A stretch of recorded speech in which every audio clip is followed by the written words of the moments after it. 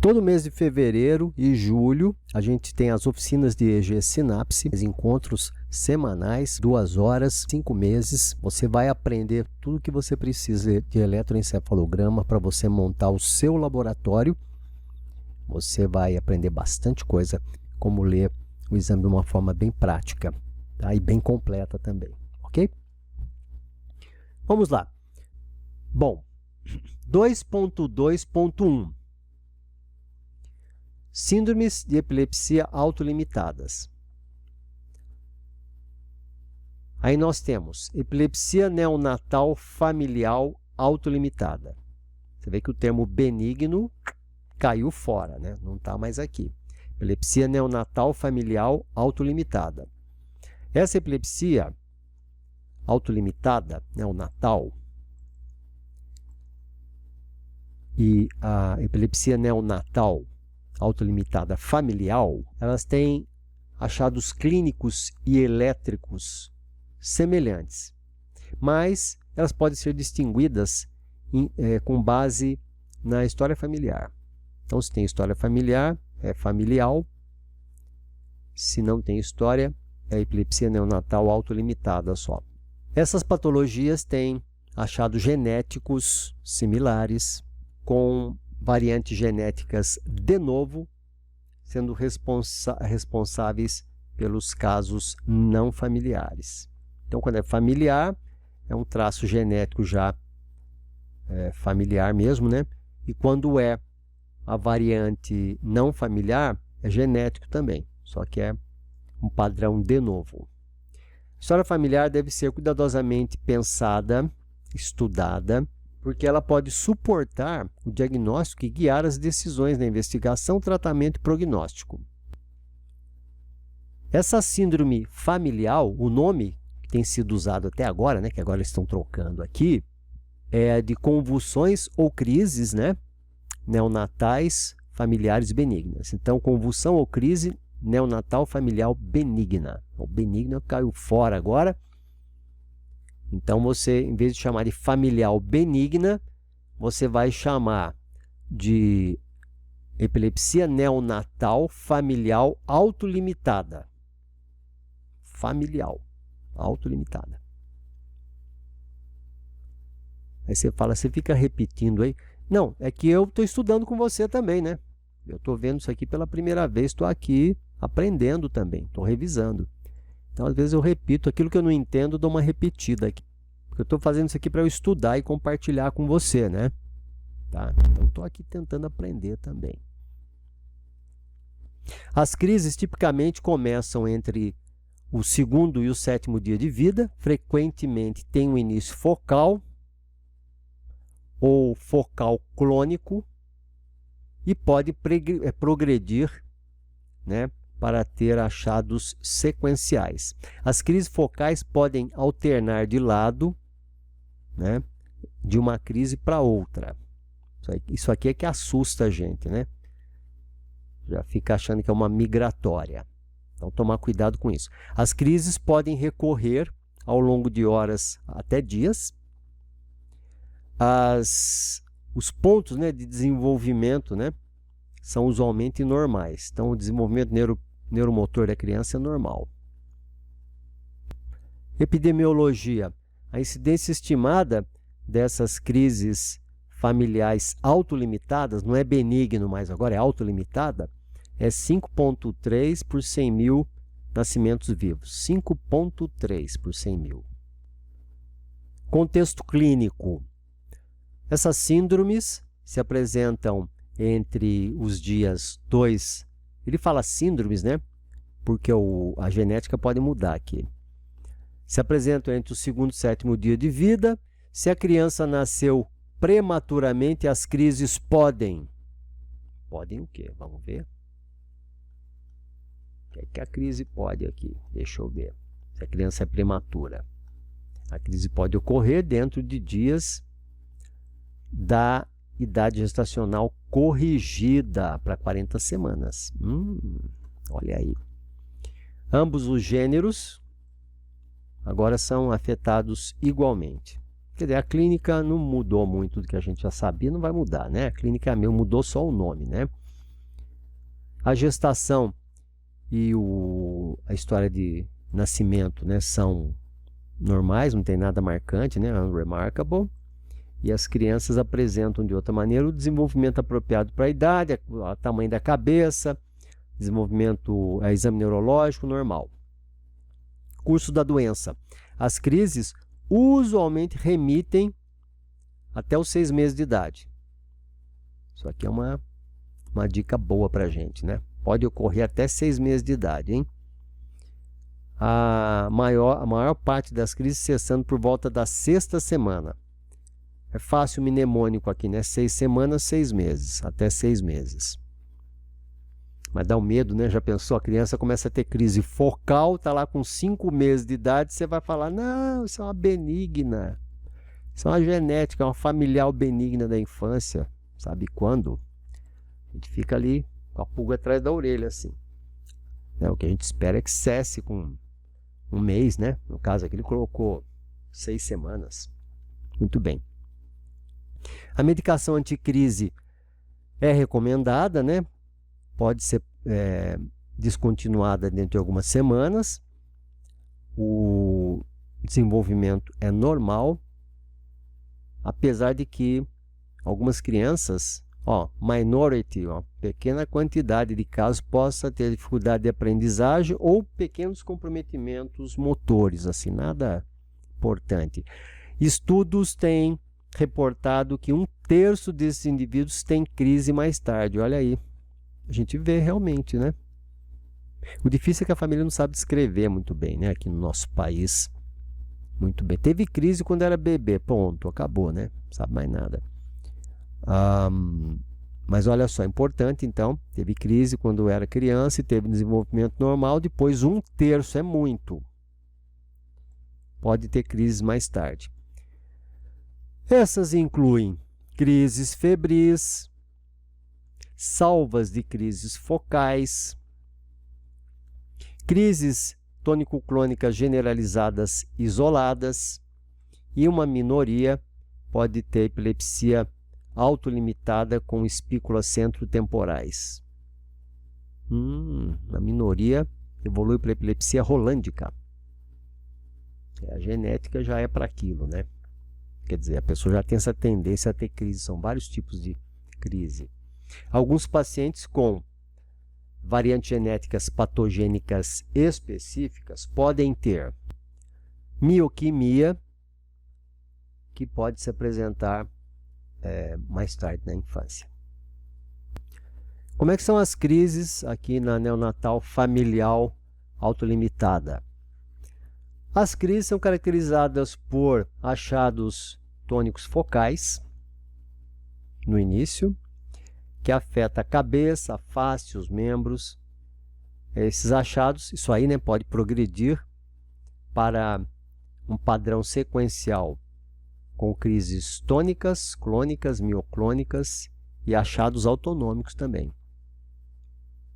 Eles se seguem, né, uns aos outros aqui sem predominância de nenhum deles. Você pode ter também mudança de lateralização dentro ou entre as crises, vocalização, automatismos podem ser vistos. Achados autonômicos como apneia, cianose, estão presentes até 1/3 das crises, bastante. E pode ser predominante, a manifestação predominante. Um trabalho recente comparando os achados das epilepsias genéticas e das crises agudamente provocadas nos neonatais, esse trabalho referiu que as crises nas epilepsias genéticas tendem a ter um início de aparecimento aqui, aliás, o início é posterior e a duração das crises é mais curta que aquelas crises provocadas agudamente associadas com, que vamos traduzir o stroke aqui por quadro isquêmico, né? Ou encefalopatia isquêmico-hipóxica. Nessas epilepsias neonatais autolimitadas, aqui ó, as salvas de crises podem ocorrer ao longo de horas ou dias. A criança, ela tem um comportamento normal entre os eventos, isso é importante. A criança é normal. O exame clínico é normal entre os eventos, exceto naqueles momentos pós-ictais, naquele período pós-ictal, né, em que a criança ou ela está passando pelo pós-ictal mesmo ou está medicada, está sedada pela medicação. Tirando isso, o quadro clínico da criança é de normalidade. Como é que é o eletroencefalograma? A atividade de fundo pode ser normal ou mostrar algumas alterações menores não específicas. Alterações epileptiformes focais interictais podem ser vistas em aproximadamente 2/3 dos casos. Mais comumente, você vai ter alteração epileptiforme em região central, centrotemporal, frontotemporal, com uma atividade de fundo normal. Durante os períodos de mais atividade de crise, você pode ter uma difusão, ou você pode ter atividade focal também, mas em contraste, em relação, né, contrariamente às encefalopatias epiléticas dependentes do canal de potássio subfamília Q, membro 2, aqui é uma encefalopatia, ao contrário dessa encefalopatia, você não vai ver padrão surto-supressão. E nem vai ver também uma lentificação mais persistente. Isso aqui é importante porque você vê um padrão surto-supressão, você não vai dizer que é uma focal benigna, né, neonatal, lógico. Mas você pode ter uma lentificação e ficar em dúvida. Então, ele fala que se você tiver uma lentificação persistente, não é, então, uma focal benigna. Um padrão ictal típico tem sido descrito que se inicia com uma atenuação do eletro, que dura até 20 segundos, seguido de espículas, descargas em spikes repetidos, geralmente na região centrotemporal, embora outras regiões possam ser afetadas. Essas descargas geralmente são bilaterais, mas elas são assíncronas, ou seja, né, elas mudam de lado, elas podem ocorrer ora de um lado, ora numa região centrotemporal, ora na região centrotemporal contralateral, e essa topografia pode mudar de uma crise para outra, ou até mesmo num traçado de eletro você pode ver essa alteração de localização. Como é que seria esse padrão? Então, a gente tem aqui esse exemplo que eles disponibilizaram, né? Você tem um decremento aqui, um achatamento do traçado, que é artefato, né, de músculo, provavelmente, eletrodo, talvez. Mas aqui você vê bem um achatamento do traçado, né? Você tem um decremento aqui, acompanhado depois de uma atividade θ, e evolução para ondas agudas aqui, ou pontinhas, né, que fazem uma reversão de fase aqui para a região central direita, isso aqui é no hemisfério direito. Você pode ver também que à medida que começa a crise, depois já evolui também para a região anterior, aqui linha média, pegando aqui FZ, CZ, nós temos pontinhas, pontinhas, pontinhas, pontinhas, depois evolui para um quadro ponta-onda, né, evolui para um padrão mais ponta-onda aqui, no final, essa setinha verde aqui. E nesse momento aqui, nós não temos ainda um envolvimento, pelo menos nítido, né, do hemisfério cerebral esquerdo. A gente tem do hemisfério cerebral direito. À medida que o padrão evolui, você nota também o comprometimento agora do hemisfério esquerdo, um pouquinho mais. Principalmente aqui mais as regiões posteriores, a região central, né, com pontas ondas também no hemisfério esquerdo. E a gente pode ver os abalos. A gente tem eletromiograma aqui, né, de deltoide direito e deltoide esquerdo. Então você vê que inicialmente você vai ter os abalos mais aqui em deltoide esquerdo, porque as descargas estão ocorrendo no hemisfério cerebral direito. Mas aqui já começa a aparecer alguma coisa à esquerda também, no eletromiograma do deltoide agora direito. Então, direito e esquerdo agora, as crises crônicas estão bilaterais, membro superior. O quadro se propaga até o final, mais ou menos nessa região aqui, em que a gente vê uma lentificação do traçado, um artefato aqui em regiões anteriores, pode ser movimento ocular, provavelmente isso aqui, e aqui em azul é a respiração. Você vê que ele vem respirando, chega aqui, ele faz um períodozinho de apneia no final da crise. A epilepsia neonatal familiar autolimitada não apresenta alterações típicas na neuroimagem. A neuroimagem não mostra nada, na verdade, né? Não tem lesão nenhuma.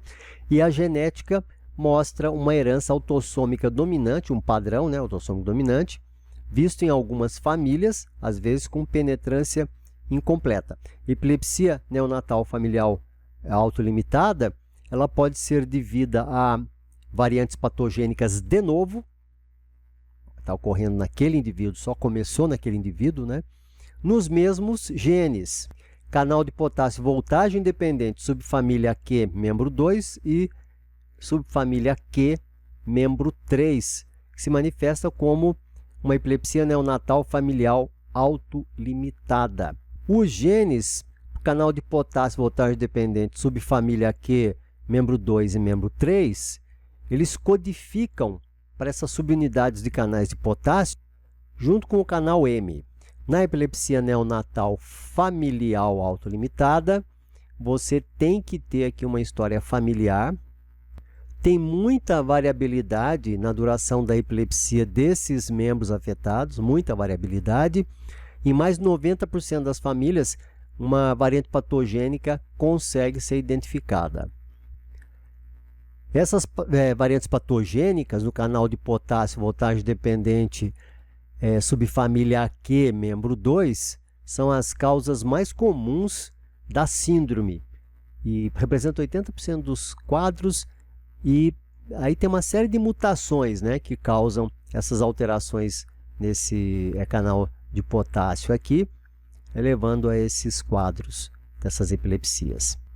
As outras variantes, né, sejam elas variante membro subfamília Q, membro 3, né, e 2A, SNC2A, elas são bem menos frequentes nesse tipo de patologia. Qual é o diagnóstico diferencial, então, da epilepsia neonatal familiar autolimitada? Neonatal autolimitada familiar. Qual que é o diagnóstico diferencial? A gente pode citar aqui 3 itens que esse trabalho mostra. 1. As crises agudamente provocadas devido à encefalopatia hipóxico-isquêmica, etiologias metabólicas, distúrbio hidroeletrolítico e o stroke, né, o AVC, a isquemia. E são muito mais comuns do que as epilepsias neonatais autolimitadas. As crises provocadas por essas lesões tendem a ter um início mais precoce no primeiro dia de vida e são mais prolongadas. A presença de uma encefalopatia exclui a epilepsia neonatal autolimitada. Então, apresentou a encefalopatia, quadro isquêmico, está excluído o diagnóstico. 2. Causas focais estruturais se apresentam geralmente com crises clônicas focais estereotipadas. Importante lembrar isso. 3. Mioclônios do sono neonatal benigno pode ser distinguido prontamente devido à presença dos mioclônios durante o sono numa criança que, de outro modo, é totalmente normal. E esse mioclônio ele pode se apresentar com mudanças de frequência, amplitude e topografia. Não é raro a gente ver, né, mioclônios benignos do sono em criancinhas assim nessa fase neonatal, não, e vem para fazer eletro para o diagnóstico diferencial algumas vezes. Então, olha só, não vamos nos confundir aqui. Nós estamos falando da epilepsia neonatal familiar autolimitada.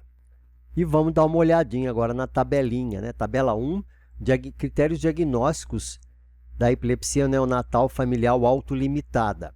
O que é mandatório aqui? Crises caracterizadas por achados focais tônicos no início, afetando a cabeça. Então, é uma crise focal tônica, que afeta a cabeça, face e membros. Ela apresenta também achados focal clônico ou tônico que alternam de lado de uma crise para outra e pode evoluir para abalos tônico-clônicos bilaterais. Então, para mim, parece que o que chama mais atenção aqui no começo, né, no início, é o início focal tônico. Por isso que é importante a propedêutica dessas crises, né? O eletro tem alteração mandatória? Não. É inespecífico. Ele falou até de um achado característico ali, mas eu também penso que, como ele colocou aqui, né, não tem nada característico, né, nesse tipo de epilepsia. Idade de início, não colocou nada. Enfim, dos outros dados aqui, o que chama a atenção, então a única coisa que chama a atenção aqui, que é mandatório, é o padrão de crise cujo início é focal. Alerta: se tiver uma história clínica sugestiva de crises intraútero, já afasta o diagnóstico. O que mais que chama a atenção aqui? Uma lentificação da atividade de fundo interictal, que não pode ser persistente nessa epilepsia, né? Se persiste, é lógico que a gente vai já pensar num comprometimento estrutural ali, ou no mínimo funcional, né? Alguma coisa tem. Então, o EG interictal tem que ser normal, lentificação é assim muito transitória. O exame neurológico, o que chama atenção que não deve ser, né? Nos alertas aqui. Alteração neurológica, exame mostrando normalidades, excluindo aqui coisas incidentais. Imagem nada. Estudos genéticos. Ausência de variante patogênica genética associada com essa síndrome. Mais comumente, né, você vai ter comprometimento dos genes relacionados ao canal de potássio subfamília Q, membro 2, e subfamília Q, membro 3. Ou então você não tem. Isso aqui você pensa que não é. Ou então você não tem uma história sugestiva de herança com penetrância incompleta. Não tem também, você já vai afastando. O que afasta no curso? Você vê que é mais negativo, né? Não é, não é, não é, não é. O mesmo é só o tipo de crise que pode sugerir, né? E o fato da criança estar ótima, não ter mais nada. O que mais que afasta aqui, então, no curso da doença? Se tiver aqui um atraso neuropsicomotor de longo termo, falta da remissão da epilepsia após 6 meses e uma epilepsia que seja resistente a medicamentos. Também faz você pensar que não é. Vamos ver aqui o que exclui. Espasmo epilético, isso aqui não precisa nem comentar, né? Crise mioclônica. Olha, muito interessante, né? Padrão da crise mioclônica. Você pega um bebezinho na UTI e você fala assim: eu acho que é uma focal benigna neonatal. Familiar, não familiar. Mas aí a criança tem crise mioclônica. Só isso aqui, ó, exclusionary, tá vendo? É excludente, né? Quer dizer, está fora. Não pode ter mioclonia.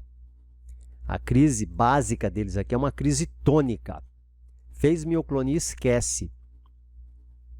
Crise generalizada tônico-clônica. Só que aqui confunde a gente, né? Porque olha só, crise focal clônica ou tônica pode alternar de um lado para o outro e pode evolver bilateralmente. Eu acredito que se tiver só isso aqui, né, exclusivamente isso aqui, é que afasta. Mas confunde, né? Confunde a gente, porque você pode ter aqui. Pode ter uma evolução bilateral aqui. E crises generalizadas... aqui é crises tônicas generalizadas, né? Tá? Que afasta. Aqui já pode... Aqui a tônica é focal. Realmente pode excluir, sim. O que eu falei dessa aqui, você entende que é para essa aqui, ó. Crises generalizadas tônico-clônicas, que pode confundir porque a gente tem esse tipo de evolução aqui. O EG ictal, interictal, você tem uma background lento, né? Uma atividade de fundo, o jeitão do eletro total, né? Tem gente que confunde atividade de fundo com atividade de base. Geralmente a gente fala mais em bebê em atividade de fundo, que é o jeitão total do eletro, todos os canais, né? Atividade de fundo você vai ver a partir aí de 3 meses, quando você já começa a ver, 2, 3 meses, quando você consegue ver uma atividade já dominante posterior por atividade lenta. Atividade de base é o ritmo dominante posterior em vigília. Atividade de fundo é o jeitão, vamos dizer assim, do eletro. Então você tem uma lentificação da atividade de fundo muito leve. O que está contradizendo o texto, né? Que fala que se tiver uma atividade de fundo lenta, aí já não deve ser. Então, provavelmente, né, uma pessoa que faz, é um grupo, né? Quem faz a tabelinha, provavelmente não é quem escreveu o texto, algumas diferenças a gente encontra. EG interictal. O que é que exclui? O alerta, né? Esse aqui é um alerta. O que é que exclui? Você vai ter uma lentificação focal ou moderada, ou mais ampla, né?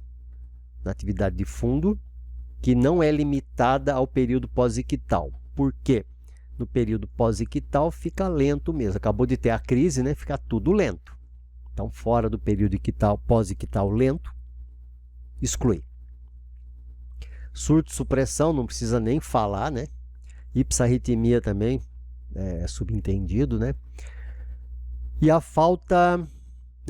e durante o período ictal, esse aqui é o interictal, durante o período ictal, a falta de correlato no EEG com sintomas clínicos também afasta a possibilidade. Idade de início, o que é que é excludente, né? O início após o primeiro mês de vida. Exclui. Por quê? Nesse caso aqui específico, a gente falou que essas encefalopatias podem começar até os 3 meses ou 4 meses, né? E a gente vai estudar, eles falam, né? Os quadros até os 2 anos. Ele falou, mas por que aqui ele fala que é excludente se a gente não vai fazer essa diferenciação? Porque no caso aqui é neonatal. Então tem que fazer essa ressalva aqui, né? Que é neonatal, tem que ser até o 30º dia, né? 28 a 30 dias no máximo. E qualquer grau de encefalopatia também exclui o diagnóstico, exame neurológico. Ele não fala mais nada aqui, ele repete, né? Está aqui nos sinais de alerta. Se tiver uma neuroimagem mostrando lesão também está fora, não é neonatal benigna. E outros sintomas agudos, aliás, outras causas agudas sintomáticas que possam causar crise, tipo, né, infecção intracraniana, isquemia, hemorragia, stroke, né, AVC, lesão hipóxico-isquêmica difusa e distúrbios metabólicos significativos também acabam excluindo o diagnóstico. Lembrando que esse quadro aqui, esses quadros sintomáticos, eles são muito mais comuns, muito mais, né, que a epilepsia familiar neonatal autolimitada. São muito mais comuns. Curso da doença, se for uma coisa sintomática, lesional, você vai ter uma evolução aí com comprometimento que pode ser moderado ou grave do sistema nervoso, né? Uma MRI ou um EEG ictal, eles são necessários para o diagnóstico? Então ele fala aqui que uma ressonância que não mostre lesão, ela é necessária para o diagnóstico dessa síndrome. Um EEG ictal não é necessário para o diagnóstico. É curioso, né? Porque você tem que fazer um diagnóstico diferencial aqui, né? Se você precisa ter um EEG normal aqui, que a atividade de fundo não seja lenta, é interessante que você não precise de eletro para fechar o diagnóstico, sendo que o outro dado positivo que você tem é apenas aqui o fato da crise ser focal tônica. Não sei se você está me acompanhando aqui, né? Você vê que aqui, ó, olha aqui embaixo no alerta aqui, tá vendo? Você não tem, em alguns locais aqui, você não tem alertas. Mas você tem um alerta aqui interessante, que é a lentificação do EEG, que se ela for persistente, não é o quadro. Então é interessante que ele fale que não precisa de um eletro aqui, né? Síndrome sem confirmação laboratorial. Para nós que estamos aqui, por exemplo, no interior, longe da capital, né? Em regiões em que você tem recursos limitados, as epilepsias familiares neonatais autolimitadas, né, elas podem ser diagnosticadas sem EEG, sem MRI, sem a ressonância magnética, no neonato, numa criancinha, com uma história familiar sugestiva de epilepsia neonatal familiar, que corresponde a todos os critérios mandatórios e está fora de todos os excludentes e não tem alertas. Portanto, não tem alerta. Entretanto, a história clínica das famílias afetadas, dos membros da família, deve ser consistente com o curso esperado, então, dessa epilepsia neonatal familiar autolimitada aqui. E você tem que fazer, então, você não tem nenhum tipo de laboratório para te ajudar, você faz uma história, um exame físico e tem que fazer um follow-up aí, um segmento cuidadoso da criança para ter certeza que é isso aí mesmo. Então essas são as dicas que eles dão para a gente em relação ao diagnóstico das epilepsias neonatais familiares ou não familiares, né? Autolimitadas.